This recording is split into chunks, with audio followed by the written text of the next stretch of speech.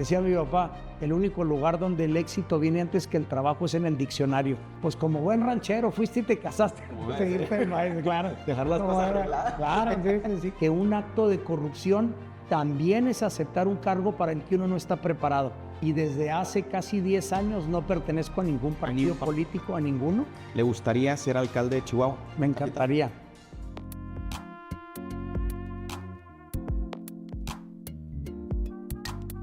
Pues bienvenidos a una entrevista de la sección Los Aspirantes, retomándola con mucho más fuerza aquí en Café Ciudadano. Agradecemos mucho que nos haya aceptado la invitación, quien actualmente está en la Secretaría General de Gobierno, Santiago de la Peña, que tiene mucho que aportarnos y principalmente también algunos temas que abordaremos desde el punto de vista personal, desde el punto de vista la función pública y también la partidista y sobre todo la aspiración política. Así que Santiago de la Peña, Secretario General de Gobierno, bienvenido a Café Ciudadano, esta entrevista. Muchas gracias, Jair. Encantado de estar aquí con ustedes y pues abierto a platicar de lo que sea, como lo somos aquí en Chihuahua, de frente y hablando claro. Totalmente, pues bienvenido. Yo creo que mucha gente lo empezó a conocer cuando llegó a la Secretaría General de Gobierno, algunos desde que fue secretario del Ayuntamiento con el actual alcalde. Ajá. Y otros cuando estaba Javier Garfio. Pero ¿cómo llega Santiago de la Peña a la función pública? ¿Cuál fue la primera puerta que tocó, que le abrieron dentro de la función pública? Fíjate que yo creo que la función pública o el servicio público y la política tiene que ver mucho con una vocación personal. Yo soy el segundo de 3 hermanos y ninguno de mis hermanos se inclinó por esta actividad. Y eso te quiere decir que dentro de una misma familia que recibe uno, pues digamos, más o menos la misma educación y las mismas oportunidades, pues tiene que ver con un perfil personal o incluso, como te decía, con una vocación personal para el servicio público. En este caso particular, yo recuerdo que desde muy niño, no solo desde muy joven, desde muy niño, pues yo tomaba las revistas que me encontraba en mi casa o en casa de mis abuelos, las revistas que tenían que ver con temas públicos, con temas políticos, y me gustaba verlas, antes incluso de aprender a leer, me gustaba verlas, o ya un poco más grande me gustaba tomar algunos artículos, por ejemplo, la revista Proceso, que todavía es un referente del periodismo nacional, de la familia Scherer. Bueno, pues yo recuerdo haber tenido acceso a ese tipo de publicaciones hace años, cuando obviamente pues todavía no existía el internet o los medios digitales. Entonces yo creo que es una vocación. Y luego además cuando uno va recibiendo oportunidades o buscando oportunidades y concretándolas en esta materia, pues va uno también descubriendo esta adrenalina, esta pasión por ver que en lo público, igual que en lo privado, se requiere mucho trabajo, mucho esfuerzo, estudio, preparación, consistencia, congruencia sobre todo, pero la gran diferencia termina por ser el impacto de las cosas que uno hace. Yo he tenido la oportunidad de estar de los dos lados del escritorio, he participado desde la iniciativa privada, como abogado, como comerciante, como empresario, pero he tenido también la oportunidad de ser servidor público y la gran conclusión es siempre hay que trabajar, siempre hay que servir, siempre hay que tratar de aportar en positivo, pero la gran diferencia es que en el sector público uno termina viendo cómo el impacto de una acción favorece o cambia la realidad de muchas más personas que las que uno alcanza cuando está trabajando en el sector privado. ¿Cuál fue el impacto en su primer puesto que siente que más impactó a la gente? Pues fíjate, yo ahorita que hacía referencia a parte de mi experiencia en el sector público, yo creo que la etapa de mi vida en la que más aprendí fue en una oportunidad que para mí fue sin duda una de las más importantes que he tenido en mi vida. Por ahí de los 24 años tuve la oportunidad de ir a trabajar a la presidencia de la República con el presidente durante la administración del presidente Zedillo. Ahí trabajé prácticamente los 2 últimos años de la administración Zedillo y luego cuando viene el cambio de gobierno en una etapa histórica de nuestro país, tengo la invitación para quedarme a trabajar con la administración Fox y trabajé durante 3 años. Posteriormente, por razones, nace mi primera hija, Jimena, que hoy tiene ya 23 años, imagínate cómo ha pasado el tiempo. Y entonces mi señora y yo platicamos y decidimos venir a formar nuestra familia en provincia, en Chihuahua capital, por supuesto, y es como concluye pues mi aventura en la Ciudad de México, en la Gran Tenochtitlán. Entonces, sin duda, esa es una oportunidad que marcó mi vida, porque yo tuve la oportunidad de ver la política en México y aprender de gente de altísimo nivel que trabajaba con ambos presidentes. ¿Tú conocerlos personalmente? Sí, claro. Cedillo, Sí. Y fíjate, te voy a ser bien sincero, al presidente Cedillo me recuerdo haberlo podido ver o en alguna ocasión, nada más una vez, haberlo saludado dentro de la oficina. Al presidente Fox, por la forma incluso en la que estaba conformada la misma estructura de la presidencia de la República, me tocó verlo e incluso saludarlo bastantes más veces. Pero cada presidente le da a su oficina, a su gestión, pues le da un perfil personal. En el caso de estos dos presidentes con los que yo tuve la oportunidad de servir y de aprender sobre todo, pues bueno, pues creo que contribuyeron a mi formación. En el caso de Cedillo, trabajé en el área de política interior. Okay. Eso me permite desarrollar algunas habilidades que hoy todavía, aunque uno siempre aprende, sí, claro. y creo que es importante nunca dejar de aprender, porque si dejas de tener la humildad de aprender todos los días algo nuevo, y así se los he dicho siempre a mis hijos, todos los días hay que aprender algo nuevo de alguna experiencia. Y cuando pierdes esa humildad de querer aprender todos los días, pues la verdad es que empiezas a envejecer rápidamente. Por eso luego vemos que hay jóvenes a los que se les dice que parecen viejos, porque van perdiendo la humildad de aprender. Y yo todos los días, te soy bien honesto, todos los días aprendo algo nuevo, no solo de los colaboradores cercanos, sino de la gente que tiene uno la oportunidad de aprender. ¿Ya le han tocado experiencias de que llegan jóvenes que no necesariamente quieren aprender, sino llegar a imponer? ¿Le ha tocado alguna experiencia? Sí, o jóvenes que luego creen que ya saben todo. Okay. Y la verdad es que entiendo esa noción, porque yo también fui joven, entiendo esta adrenalina y esta acelere por hacer las cosas, pero creo que es importante ir concatenando el aprendizaje con la experiencia.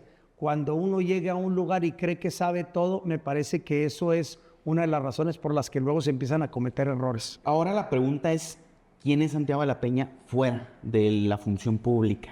Que mucha gente dice, pero ¿quién es? ¿De dónde? ¿Quién es Santiago de la Peña fuera del cargo público? Pues mira, yo te empezaré a platicar un poco de mis antecedentes familiares. Yo soy el segundo de 3 hijos de la familia formada por Santiago de la Peña Romo y Estela Grajeda Gómez. Yo crecí en una familia de clase media con algunas oportunidades de educación y con algunas oportunidades de experiencia, oportunidades que tampoco creas que se pueden ejemplificar como cosas muy complejas. El solo hecho de tener desde muy joven el acceso a publicaciones como esta revista Proceso, a la que hacíamos referencia hace un rato, bueno, pues eso es una oportunidad. Y en mi casa me enseñaron varias cosas. Y como te digo, siempre atento a aprender cosas nuevas.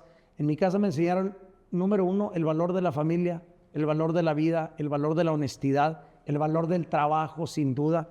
En mi casa siempre nos dijeron que el trabajo honesto es lo único que te conduce al éxito. Y también nos enseñaron que el éxito no llega solo, sino hay atrás de eso mucha preparación y mucho trabajo. Decía mi papá, el único lugar donde el éxito viene antes que el trabajo es en el diccionario. Y yo es algo que además he logrado transmitirle, o quiero transmitirle a mis hijos de manera muy contundente. Entonces, en una familia de esas características, posteriormente salgo de la ciudad de Chihuahua para estudiar la carrera de Derecho en Torreón, Coahuila. De ahí es mi esposa, Ana Isabel, y luego termino yo la carrera, me voy a trabajar a la Ciudad de México. Estando en la Ciudad de México le propongo matrimonio, nos vamos juntos a iniciar una aventura y estudio un posgrado en estudios políticos en España, en Madrid, España. Pues antes de irse a España decidieron casarse. Sí. Decía el que era mi jefe en aquel momento, dice, pues como buen ranchero fuiste y te casaste. Claro, dejar las cosas claro, sí. La casa primero. Capaz de que se va uno y no regresa. No olvides. Entonces, nos casamos antes de irnos, luego regreso yo a trabajar a la Ciudad de México y ahí es donde empezamos con la familia. Tengo 3 hijos, Jimena de 23 años, Santiago de 21 y Alejandro de 18. Y la verdad es que yo he tratado de formarlos con estos mismos valores, con estas mismas ideas, tratando de transmitirles que cada oportunidad que la vida nos da, por encima del promedio de la comunidad en donde nosotros tenemos la oportunidad de crecer y de convivir, cada oportunidad debe ser devuelta a esta misma comunidad con compromiso, con trabajo, o tratando de darle a la gente con la que convivimos algo de lo que la vida nos ha dado a nosotros. Usted es secretario general de gobierno y por ahí traemos un dato de que ya ha habido gente antes de usted, de su familia, que ha sido secretario general de gobierno. Y yo, hasta donde sabía, era un abuelo, pero al parecer son los dos abuelos. Son los dos, fíjate que... O sea, ya es el tercero en ocupar la silla. Así es. Y fíjate qué curioso, ese es un dato muy interesante, porque estadísticamente es muy difícil que eso suceda, ¿no? Entonces, efectivamente, mi abuelo paterno fue secretario general de gobierno con el gobernador Alfredo Chávez, por ahí de los 40, y posteriormente mi abuelo Vicente Grajeda fue secretario general de gobierno con el general Giner, ya mucho más cercano a la década de los, en la década de los 70, que fue gobernador el general Giner, ambos notarios, ambos abogados. Mi padre fue también abogado, yo soy abogado de tercera generación, y además abogado de a de veras, ¿no? Porque yo también he dedicado buena parte de mi vida al ejercicio del derecho, y lo expreso de esa forma porque tengo algunos amigos que estudiaron derecho pensando que eso era la garantía de una carrera política exitosa. Creo que el derecho es una de las carreras que más oportunidades te abre en varios campos, y sin duda la política es una de ellas, porque para poder ejercer el derecho o ejercer como autoridad, pues necesitas ser consciente y plenamente conocedor de la legislación que rodea ese ámbito en el que luego uno se quiere desempeñar. ¿Qué tan cierto es, también esto es algo que viene por ahí de alguna fuente, usted me dice, ¿es cierto, que corrobore, que usted y la gobernadora se conocen desde muy jóvenes, desde niños? ¿Es cierto? ¿Estuvieron en algún colegio por ahí? ¿O? Luego nos hacemos la broma de que somos amigos desde hace más años de los que nos queremos acordar. Sí, yo aproximadamente te puedo decir que a lo mejor 11, 12, 13 años. Además de eso, mis padres tuvieron la oportunidad de conocer desde hace muchos años a la familia de Maru, a su padre, que en paz descanse, a su mamá, por supuesto. Y bueno, pues hasta que mis padres vivieron, tenían una extraordinaria relación con la señora Galván. Y sí, nos conocemos desde niños, y eso nos permitió formar una gran amistad, tanto en las coincidencias como en aquellas cosas en las que no coincidimos en algún momento. Y fíjate lo que es la vida. Hoy la vida a mí, Santiago de la Peña, me da la oportunidad de colaborar con la primera gobernadora del estado de Chihuahua, una mujer a la que caracteriza no solo su talento, sino ser una mujer decidida, una mujer de lucha, que siempre ha trabajado y siempre ha dado la pelea por sus ideales, por sus valores. Y bueno, pues es un tema histórico que ella sea la primera mujer en gobernar el estado de Chihuahua, y yo me siento muy orgulloso de formar parte de su equipo. ¿Qué opina usted de que hay gente que, inclusive en el gobierno federal, gente que lo decía el expresidente Andrés Manuel, de que en muchas ocasiones, más que el talento, más que el talante, el trabajo, importaba 90% la lealtad y un 10%, a veces menos, la capacidad para resolver? ¿Hasta qué punto ese equilibrio usted cómo lo pondría en porcentaje en la lealtad? Que es muy importante la lealtad. Claro. A veces lo sabemos, hay gente muy buenos colaboradores, pero pues no son leales.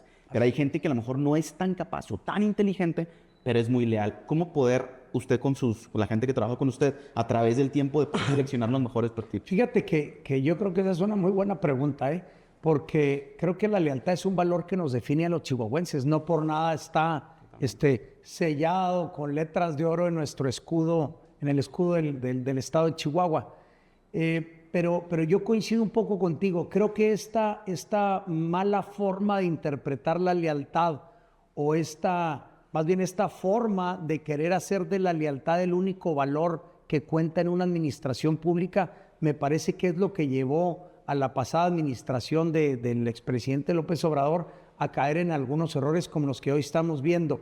El día de ayer o antier hubo una explosión en la refinería de Dos Bocas. Hemos tenido ya accidentes en estas obras faraónicas que se construyeron en su administración, y creo que el hecho de tener a personas leales, que sin duda es un valor importante, pero con cero contenido técnico, pues es lo que ahora nos demuestra cómo la técnica debe estar, como bien decías tú, bien balanceada con el tema de la lealtad.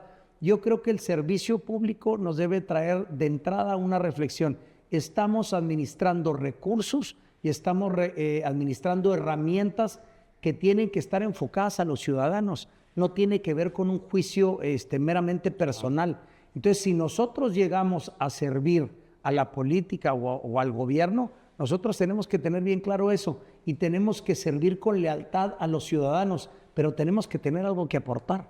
No se vale que yo diga, es que yo soy muy leal y por eso me merezco todas las oportunidades. Claro, uno tiene que llegar ahí, tiene que acreditar que tiene la capacidad técnica y la experiencia, sobre todo para desempeñar el cargo que le están encomendando. Por ahí hay una frase que no recuerdo el autor, pero donde dice que un acto de corrupción también es aceptar un cargo para el que uno no está preparado. Y eso creo que estos señores que hablaban de que todo era lealtad o de que 90% era lealtad, han demostrado y se les puede catalogar como un acto de corrupción, porque muchos de ellos han accedido a cargos que no tienen las capacidades para solventar. Y fíjate qué triste, si eso lo hicieran en sus bienes, en sus patrimonio, empresas, en su patrimonio personal, pues bueno, ellos que corran ese riesgo, pero te apuesto a que ninguno de ellos, si lo que estuviera en juego fuera su propiedad o el patrimonio de su familia, ninguno de ellos contrataría a alguien que solo le representara lealtad. Hay que tener, sí, siempre presente el valor de la lealtad, igual de importante que el valor de la congruencia, pero sobre todo hay que llegar al servicio público a ofrecer algo, experiencia, capacidad técnica, en el caso de los que somos abogados, pues capacidad política y capacidad jurídica para desempeñar bien los cargos. Ahorita que llevan la Secretaría General de Gobierno más de 3 años, ¿verdad? 3 años, ¿cuál cree, o mejor dicho, cuál ha sido su mayor logro en la Secretaría General de Gobierno? Pues fíjate que la Secretaría es una dependencia pues que recibe varios análisis y varias interpretaciones. Hay mucha gente que le gusta decir que el secretario general de gobierno es el número 2 de la administración. Hay quienes pensamos... Porque opera toda la parte política dentro y fuera del gobierno. Así es, pero hay quienes pensamos que más bien el secretario debe ser como un gran facilitador. ¿Cuál será, creo, la gran aportación de esa oficina? Y creo que es la gran aportación en mi caso. Es este trabajo que no se ve, este trabajo que se va tejiendo todos los días con todos los actores políticos, con todos los actores al interior del gabinete, con actores sociales, con grupos de interés, con grupos de presión, y es esta estabilidad institucional y esta estabilidad en el estado de Chihuahua. Y creo que el gobierno de Maru Campos, y lo podemos analizar en contraste con lo que pasa en otros estados, el gobierno de Maru Campos ha sentado las bases, no solo en lo económico financiero, sino también en lo político, para que el estado se encuentre en esta calma, en esta tranquilidad que permita que florezcan otro tipo de actividades. Hoy por la mañana me preguntaban en una improvisada rueda de prensa ahí al llegar a Palacio de Gobierno, que si yo qué opinaba de que el estado de Chihuahua nuevamente logre el primer lugar en la atracción de inversión extranjera directa. Y esto se logra con una estabilidad institucional. Cuando hay confianza en las instituciones del estado de Chihuahua, cuando quien viene a jugarse su dinero para invertirlo en Chihuahua sabe que aquí el Estado de Derecho es una realidad, que aquí tenemos índices de seguridad en carreteras, en nuestras ciudades, muy por encima de lo que sucede en el país, pues eso le da confianza a los inversionistas, no solo locales, sino a los inversionistas que vienen de fuera del país y ven a Chihuahua como una de las mejores posibilidades o uno de los mejores destinos para invertir. Y eso obviamente trae consigo un círculo virtuoso que genera empleo, genera economía y reactiva otras zonas, no solo geográficas del estado, sino reactiva otros segmentos de población y actividades diversas de la economía al inyectarle al estado de Chihuahua pues capital que viene del extranjero. Secretario, pasando más a la parte política, que sabemos que también es su mero mole, además de la función pública. O sea, ha ido aprendiendo. Ahí la lleva, ¿no? Pues, sí. ¿Ya cuántos años lleva en la función pública? Un rato. Buen rato, ¿no quiere decir? Más de los que quisiera recordar. Ok. Preguntarle, ¿Usted a qué partido político pertenece? Mira, yo hoy y desde hace casi 10 años no pertenezco a ningún partido político, a ninguno. Durante muchos años milité en el PRI. Yo nací en una familia priista, es decir, el tema del partido me viene a mí un poco como el tema de la religión. Yo hoy por hoy practico la religión católica por una decisión personal, claro, y he decidido no solo seguirla practicando, sino transmitirle esa religión a mis hijos y practicarla en mi familia. En el caso del tema político, yo nací en una casa priista y durante toda mi vida pensé que esa era la alternativa política que llenaba mis expectativas. Hace casi 10 años, en una valoración absolutamente personal, en una decisión libre, consciente, absolutamente respaldada por lo que yo he sido y como me he conducido y lo que pretendo transmitirle a mis hijos, tomé la decisión de separarme de esa militancia porque simplemente llegó un momento en mi vida en que ese camino no me convenció. Tiempo después recibo la invitación de la gobernadora y en un primer momento de Marco Bonilla de integrarme a un gobierno panista, en donde he encontrado yo muchas coincidencias. ¿Con el PAN o con el gobierno panista? Con el PAN y con los gobiernos panistas, no solo en lo personal con Marco y con la gobernadora Maru Campos, sino he encontrado mucha coincidencia en los gobiernos emanados del PAN, y esto tiene que ver con esta visión de un gobierno humanista, con esta visión de un gobierno que apuesta por la transparencia en el manejo de los recursos públicos, de un gobierno que trabaja por el bien común y no solo para favorecer los intereses de un grupo en particular, y por supuesto de un gobierno que transita sobre los valores que para mí son fundamentales como la vida y la familia.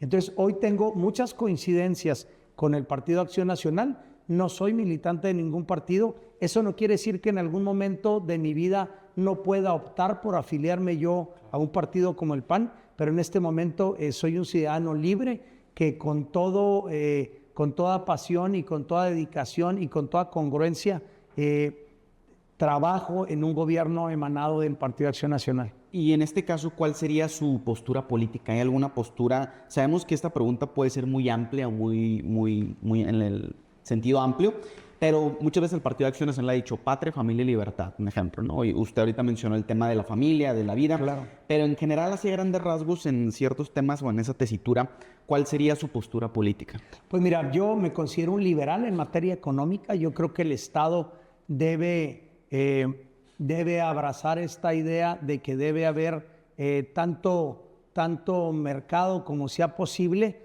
y el Estado debe estar contenido hasta donde sea también posible, y solo debe haber la presencia del Estado cuando sea absolutamente necesaria. Eso en términos económicos, y lo podemos ir trasladando también a la política.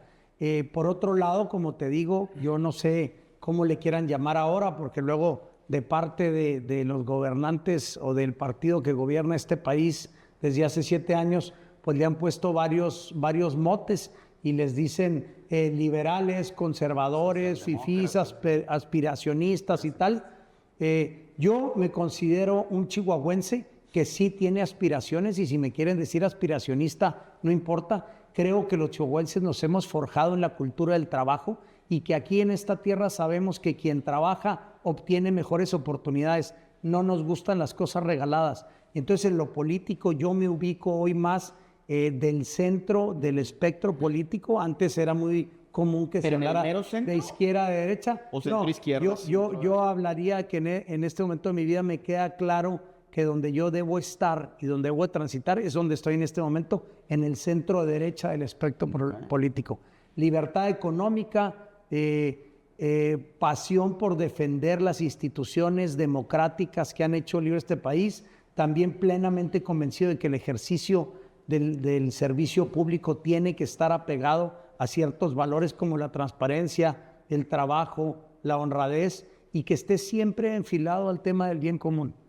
Hablando de aspiraciones y aspiracionismos, que sabemos que en su momento lo popularizó el expresidente López Obrador, pues se lo pregunto directo. ¿Le gustaría ser alcalde de Chihuahua? Me encantaría. ¿Por cuál vía? Pues mira, en este momento lo acabo de escribir. la vía que la vida me presenta, y quienes somos creyentes sabemos que la vida y Dios nos pone donde tenemos que estar en el momento en el que tenemos que estar. Hoy, trabajando en el proyecto de Acción Nacional en el Estado y habiendo trabajado también en el proyecto de Acción Nacional en el municipio de Chihuahua, yo te puedo decir que la vida me pone hoy en condición y me ha dado las posibilidades para acreditar experiencia y resultados para poder postular o pedirle al panismo chihuahuense y a la ciudadanía en general que se me considere para esa posibilidad a través de los canales que ha abierto el Partido Acción Nacional. Yo creo que lo que está haciendo el PAN a últimas fechas es histórico. El PAN se da cuenta de que esto tiene que ver con dos visiones de México. Y una visión es la que obviamente se propone desde la mal llamada Cuarta Transformación, y la otra visión de otro México, sí aspiracionista, sí apostando al libre mercado, que entiende que el gobierno no debe distorsionar lo que florece de manera natural en una sociedad. Estamos del otro lado, y el PAN, interpretando eso, ha abierto sus filas a candidaturas ciudadanas, y hoy yo he tomado la decisión de ver con mucho interés esa posibilidad. Y en algún momento, cuando esto empiece, pues seguramente podré estar yo presentando alguna aspiración por los conductos y los canales que se abran por esa vía. Hay un tema importante que mucha gente sabe dentro del círculo político, pero hay gente que no, que tiene que ver con la parte del panismo de los grupos. Ojo, usted sabe que sociológicamente pues, los grupos existen y es natural, pero se ha acentuado más en Acción Nacional, principalmente que hay grupos, que hay familias, que hay esto, que hay el otro, y de alguna otra forma, en caso de que usted llegara a ser pues, el aspirante o el contendiente a la alcaldía por ese partido político, ¿cómo le haría para poder negociar con todos ellos? ¿Aplicaría lo de la justicia y darle a cada quien lo que le corresponda? ¿O cómo le haría para negociar? Pues desde ahorita. Esa es una muy buena pregunta. Cuando uno se acerca a un partido político con una aspiración, el primer compromiso que establece es trabajar bajo las reglas que ese instituto político plantea. Y si dentro de las reglas escritas y no escritas está el tratar de conjugar la mayor cantidad de voluntades, pues yo creo que no hay que tenerle miedo a sentarse con cualquier persona o con cualquier grupo. ¿Ya lo ha hecho?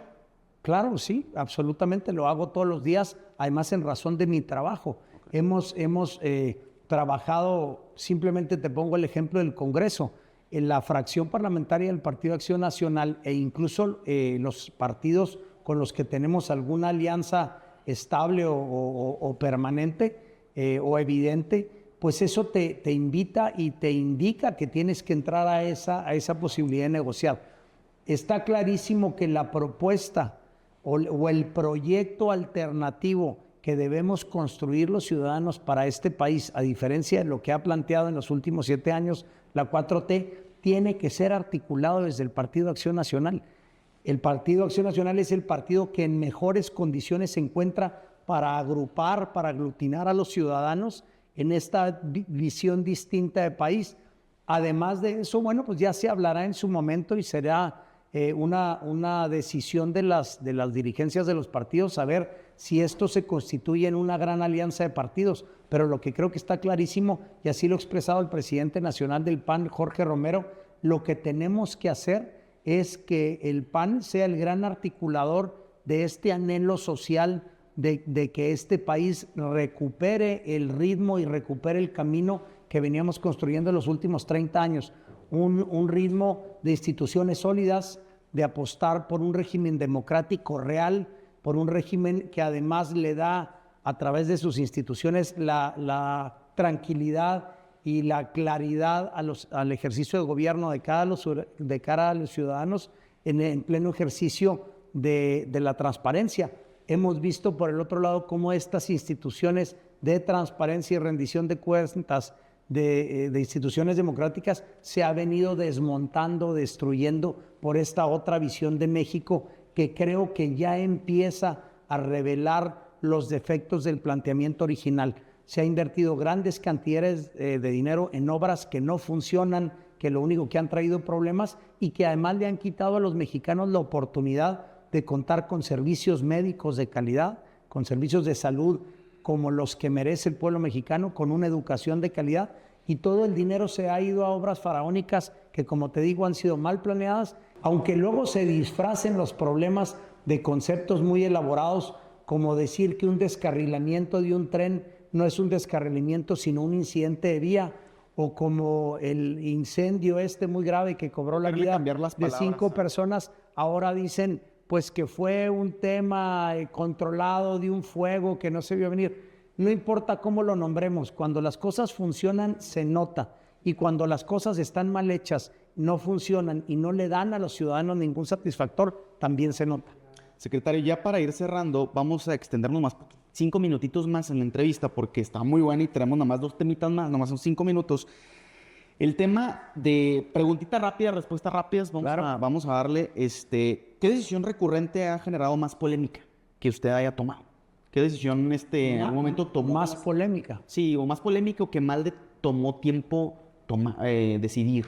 Pues mira, más que decisiones polémicas, yo te diré que creo que cuando está uno en el gobierno tiene que tomar decisiones. Ese es el corazón del gobierno, el proceso de toma de decisiones, y lo que tiene que hacer es tomar decisiones bien fundamentadas. ¿Cuál es, sin duda, lo que te diría yo que más he disfrutado en la toma de decisiones? Sin duda, las mejoras en el sistema de transporte público. Cuando yo llego a la Secretaría, de alguna manera no se había avanzado ni un centímetro en el tema de transporte público, y a mí me tocó analizar la información, identificar esa necesidad que había particularmente en Ciudad Juárez, donde no había nada más que una infraestructura subutilizada para el sistema BRT, y me tocó tomar la decisión e ir implementando esta idea de la gobernadora de la mejora de transporte, y hoy, en el último dato que me presentaron esta mañana, ya son casi 40 millones de validaciones en ese sistema de transporte. Entonces, más que padecer estas decisiones, yo las disfruto siempre y cuando en equipo escuchemos, analicemos y pongamos en la mesa la información que tenemos que tener para tomar una decisión correcta. ¿Panismo solo o panismo acompañado de priismo? Yo creo que panismo ciudadano. ¿Qué secretario considera usted o secretaria del actual gobierno estatal debería ser removido? Pues mira, yo creo que esa es una facultad exclusiva de la gobernadora, y quien tiene el termómetro de quienes le hemos entregado resultados y quienes no han estado pues a la altura de la exigencia de un gobierno como el de la gobernadora Maru Campos, donde habemos quienes trabajamos 13 o 14 horas para alcanzar los objetivos y los resultados que ella nos ha pedido, pues la que tiene el termómetro es ella, y yo creo que en pleno respeto de su autoridad, pues sería ella la que tendría que hablar de eso. Alcaldía 2027. Futuro. Gobernatura 2027. Es un compromiso de todos. ¿Lectura o cine? Las dos, hay que disfrutar las dos. ¿Comida favorita? Pues yo soy un gran comedor. Pues los tacos, ¿no? La carne asada con buen norteño, ¿sí? Sí, carnitas. Absolutamente. ¿Película favorita alguna que tenga ahí? Fíjate que hay un par de películas que me gustan, te podría decir yo, así de las que me brincan inmediatamente. Me gustan muchas, pero hay 2 películas que creo que reflejan un poco los ejemplos que a mí me gusta ponerle a mis hijos dentro de la familia. Hay una que se llama Hombre de Familia, que se llama, de un actor que se llama Nicolas Cage, y que habla de esta dualidad de las decisiones que uno va tomando en la vida en función de lo que considera importante. Yo soy un hombre de familia y no me arrepiento de haber tomado decisiones como haber regresado de la Ciudad de México para formar mi familia en Chihuahua. Y otra película que me encanta porque te habla de la política, del gobierno y de este corazón que te digo, del tuétano, del ejercicio del poder, que es el proceso de toma de decisiones, y se llama 13 días, y participan varios actores. Me acuerdo de Kevin Costner, que juega un papel principal ahí en esa película. ¿El mejor o la mejor gobernadora que ha tenido Chihuahua? Yo creo que Maru Campos va a pasar en la historia no solo por ser la primera gobernadora mujer, sino por haber sacado al Estado de un proceso de 10, 11 años en donde se comprometió el futuro de los chihuahuenses. Ella llegó, puso orden en lo financiero y por supuesto también empezó a desplegar una presencia del gobierno resolviendo las demandas más sentidas de los chihuahuenses. Y te podría decir otro gobernador que a mí me parece que a lo mejor el tiempo ha olvidado un poco, pero que su visión y hizo que el estado más grande de la República, que tiene 250,000 kilómetros cuadrados, que es nuestro estado de Chihuahua, empezara a ver cómo se conectaban todas sus regiones, y es el gobernador Óscar Flores, a través de este programa que todavía se sigue recordando y que se llama Gran Visión. Creo que la infraestructura es lo que ha transformado este estado vasto en territorio como es el estado de Chihuahua, y es lo que nos tiene en los primeros lugares de algunas actividades como ganadería, como la inversión extranjera directa, siendo los exportadores más importantes que tiene nuestro país, México, hacia los Estados Unidos. Y esas decisiones tomadas por gente que estuvo antes que nosotros a través de un correcto proceso de toma de decisiones, pues es lo que ha hecho de Chihuahua el estado grande como es. Y una última pregunta, ¿el mejor o la mejor presidente o presidenta que ha tenido México?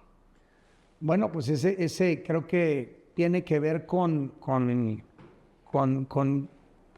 etapas del país y con los retos que cada uno enfrentó. Creo que de la era moderna, quizá yo me quedaría con el presidente Calderón, con el presidente Zedillo. También, si hablamos de un poco más atrás, bueno, pues podemos hablar de presidentes que dejaron una huella. Podemos hablar de presidentes históricos, aunque fíjate que luego hay este tema de la dualidad de los seres humanos. Hay quien dice o te quiere vender que algunos presidentes fueron una maravilla, pero luego la historia nos va acreditando también en esta dualidad que tenemos de seres humanos. Político, ¿verdad? Exactamente. Entonces, yo me iría con ellos porque son los más recientes y creo que a ambos les tocó enfrentar decisiones importantes y lo hicieron de manera muy valiente. Sin duda, el presidente Zedillo en temas económicos y democráticos, el presidente Calderón dando un paso al frente para en representación de todos los mexicanos encarar los temas de inseguridad. Luego se fue diluyendo la presencia del Estado porque nos dedicamos a repartir abrazos, pero creo que ya se está cayendo en cuenta que ese no es el camino. Pues agradecemos mucho a nombre de la audiencia, gracias por ver esta entrevista con el secretario general de Gobierno, muchas gracias por haber asistido aquí a Café Ciudadano. ¿Algo más que usted desee agregar, secretario? Pues no, agradecerle la invitación y cuando quiera nos echamos otro café. ¿Va? O al rato una carne asada ahí. O carne asada, sí. Muy bien, pues muchísimas gracias por haber visto esta entrevista. Aquí van a aparecer las redes sociales tanto de Café Ciudadano, también las redes sociales del secretario general de Gobierno. Y pues más adelante esta sección pues ya cambiará al tema de las candidaturas y candidatos, pero es algo que todavía no puede hablar usted. Todavía nosotros no, sí podemos hablar. Pero el día que se pueda nos echamos otro café. Y si apareció en las redes sociales, no dejen de seguirnos y de darnos like. Muchas gracias. Secretario, gracias, bonito día. Hasta luego.